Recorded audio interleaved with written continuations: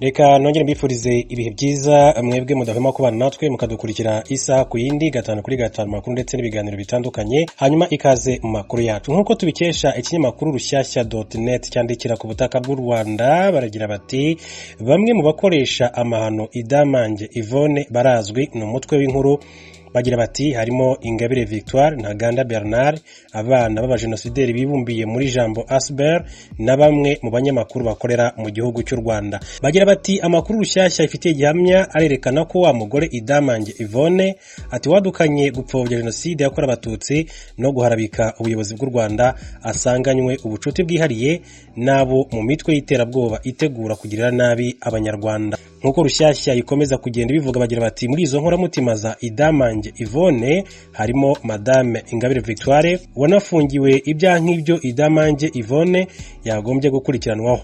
Maître Bernard Ntaganda uhora wiyitirira ishyaka PS Imberakuri kugira ngo rero ashobore kwitwa umunyapolitike utavuga rumwe n'ubutegetsi maze avuge ibyo ashaka. Ati hakabamo rero n'abayoboke ba Jambo Asbel bakomoka kwa genosideri bakaba barahagurukiye guhakana no gupfobya jenoside yakorewe abatutsi, ariko mu by'ukuri ngo bagambiriye gutagatifuza ababyeyi babo bayiteguye bakanayishyira mu bikorwa mu mwaka w'1994. Ikinyamakuru rushyashya.net bakomeza bagira bati kuri aba bose hiyongeraho abanyamahanga batifuriza icyiza u Rwanda. Ati n'ikimenyimenyi umunyakanadakazi Judy Rever uhora mu bikorwa bigoreka amateka y'u Rwanda yabaye uwa mbere mu gushimagiza amahomvu ya Madame Idamange Yvonne.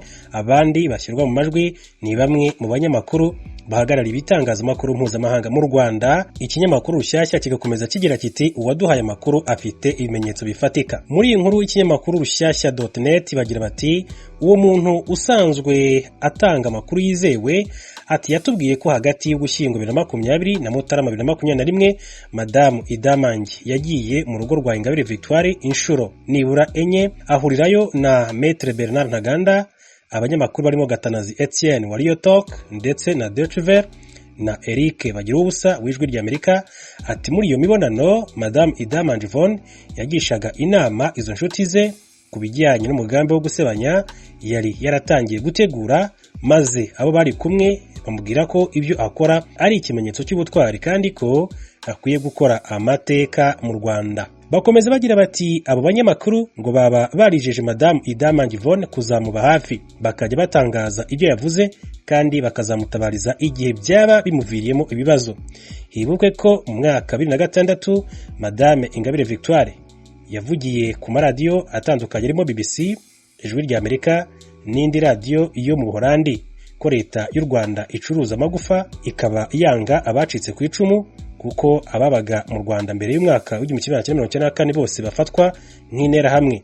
Ibi ngo nibyo rero Madame Idamange Yvonne yirirwa asubiramo uyu munsi wa none nk'uko iki kinyamakuru rushyashya.net gikomeza kugenda kibivuga. Iki kinyamakuru mu by'ukuri rushyashya.net bagira bati ku itariki ya 16 Ukwakira iya 22 n'iya 28 Ugushyingo 2020 uwitwa Laure Uwase wo muri Jambo Asbel ngo yahamagaye Yvonne Idamange akoresheje telefoni itagaragaza nomero.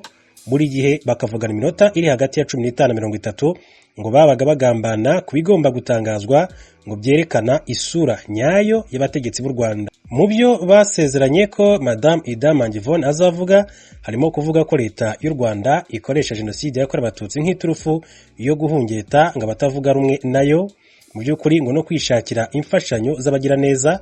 Ati harimo kandi kuvuga ko leta y'u Rwanda ngo yifitiye inyungu za politike mu gukabiriza icyorezo cya COVID-19 igahutaza abaturage bigambiriye abo imaze guhitana. Ibyo u Rwanda rukora ngo rufashe abaturage guhangana n'iki cyorezo byose ngo ntibibareba nk'uko bakomeza kugenda babivuga. Rushyashya.net igira iti tariki ya 8 Mutarama 2020 ahagana saa 9 z'umugoroba Madame Yvonne Idamange yakiriye telefone ngo maze yirukira kuyitabira mu cyumba gifunze. Agarutse abwira abo bari kumwe ko yitabaga umugabo we uba muri Leta Zunze Ubumwe za Amerika, nyamara umugabo we akavuga ko atigeze amuhamagara. Umwe mu bari kumwe na Madame Idamange Yvonne avuga ko mbere yuko uyu mugore afata telefone uyu mushyitsi ngo yarabutswe nimero itangirwa na gakoni ko guteranya 32 bisobanura ko uwamuhamagaye atari muri Amerika ahubwo yari mu Bubiligi. Icyaba cyarateye Madame Damange Yvonne kubeshya nacyo ngo cyatumye mu by'ukuri abakurikirana imyitwarire ye bahamya ko yaba yaravuganaga n'abariya bapfobye bakanahakana jenoside yakora abatutsi bo muri Jambo Asbel bakomoka ku bajenosideri. Ati bukeye bwaho tariki ya 9 Mutarama uwitwa Eric Munyemana yandikiye Madame Damange Yvonne ubutumwa bwa WhatsApp amubwira ngo turi kumwe. Ubutumwa Damange ngo yahise abusiba, nyamara ngo byari byamaze kumenyekana ko ubu Eric Munyemana ari mwene Kanyarukiga Gaspard, umujenosideri ruharwa ubu ufungiye muri Benin.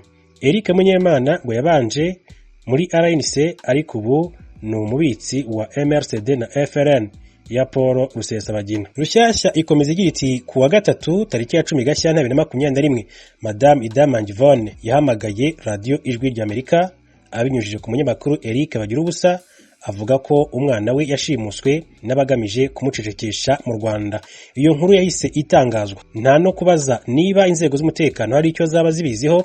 Nyuma umwana yaje kwigaragaza avuga ko yaraye mu gihano muri stade kubera kurenga ku mabwiriza yo kwirinda COVID-19.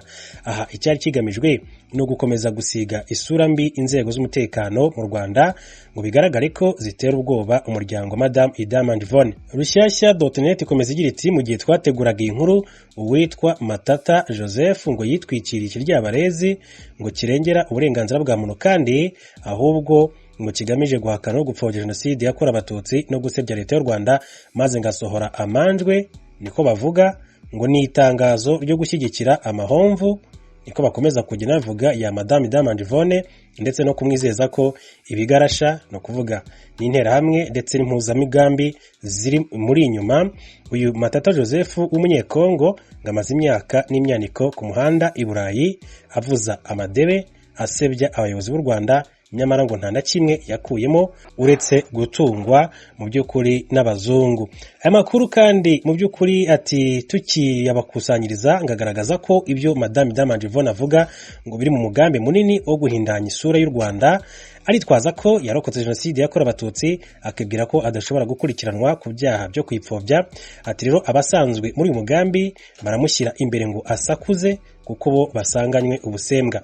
Ati bakumva ko ijambo ry'uwacitse ku icumu rya jenoside yakora abatutsi ati niyo ryaba amateshwa ati ryakumvikana kurusha iryabo. Ati nyamara ukwibeshya ati mu by'ukuri ati kuko ikinyoma gihora ari ikinyoma hatitawe kwa gihimbye. Ati amakuru rero ava mu Bubiligi ndetse no mu bihugu byinshi cyane byo mu Burayi na Amerika avuga ko ubu ibigarasha n'interahamwe ngo byirirwa byigamba ko ngo byabonye umuvugizi. Umunyarwanda ngo yaravuze ngo umuheto woshya umwambi bitazajyana, ariko hari n'uwagize ati ibikundanye birajyana. Madame Damange rero ati mu by'ukuri akenyere akomeze rero, ati umuryango we ntako utamugize ngo areke amahano arimo, arahakana aratsemba ahitamo kurumbira umuryango n'igihugu cy'u Rwanda.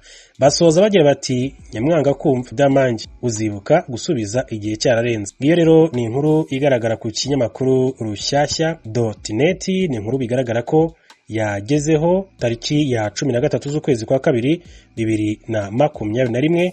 Mu by'ukuri akaba rero hakubiyemo byinshi cyane kubikomeza kugenda bivugwa ku baba baroheje Madame Damange Yvonne kugira ngo nawe ajye muri ibikorwa byo gupfobya no guhakana jenoside yakorewe abatutsi. Abavugwa abatunga gatoki barimo Maître Bernard Ntaganda, barimo Madame Ingabire Victoire, barimo n'abana ba genosideri bibumbiye muri Jambo Asbel, ndetse ngo na bamwe mu banyamakuru bakorera mu Rwanda nk'uko twabonyemo Eric Bagirubusa w'Ijwi ry'Amerika, twabonyemo Bwana Etienne Gatanazi ukorera Radio Talk Channel, ndetse na Deutsche Welle radio mpuzamahanga y'Abadage. Mu by'ukuri ni byinshi, gusa nk'uko byakomeje kugira binagarukaho na perezida cyangwa se n'umunyamabanga nshingwabikorwa wa komisiyo y'igihugu yo kurwanya jenoside, harimo n'abandi yavuze barimo Umubavu TV nawe ukorera kuri YouTube.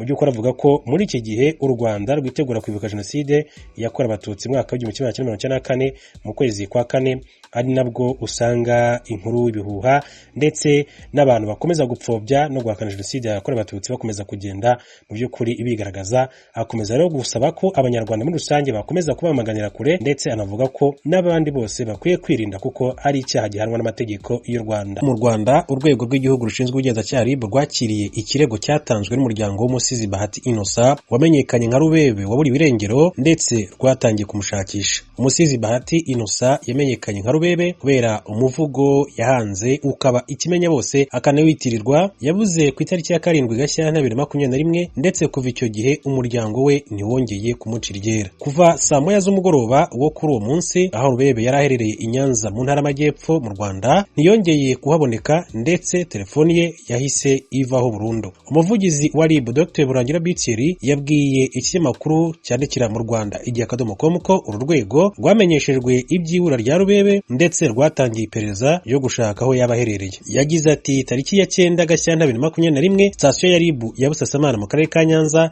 yakiriye Rumaga Junior ndetse na Keza Foibi basaba RIB ko yabafasha gushakisha Bahati Innocent umaze iminsi 4 yarabuze. Yavuze ko icyo kirego cyakiriwe ndetse RIB iri gushakisha aho umusizi Rubebe yaba aherereye. Yakomeje agira ati ibizava mu iperereza tuzabitangariza abanyarwanda. Reka nkubwire ko muri 2020 mu Gushyingo, umunyamabanga mukuru w'urwego rw'igihugu rw'ubugenzacyaha RIB Retired Colonel Hunga Jano yatangaje ko hari impamvu zitandukanye zituma abantu bashobora kuburirwa irengero, ariko ashimangira ko nta sano zifitanye na politike. Yagize ati iyo umuntu adatashye mu rugo bagira ngo mu by'ukuri kandi bakagira impungenge bakagana RIB, ati duhura nabyo buri munsi, ati tubona rero abantu benshi cyane bavuga ko babuze ababo ku mpamvu nyinshi, ati hari ugorobereza ahantu, hari abahunga amadeni, hari abajya gupagasa ntibavuge, hari abana b'abangavu, ati mu by'ukuri bajya mu tubyiniro babona bwije bakanga gutaha iwabo, ati hari ababura gutyo ariko nyuma y'igihe gito bakaza kuboneka, ati bamwe bakabashobora no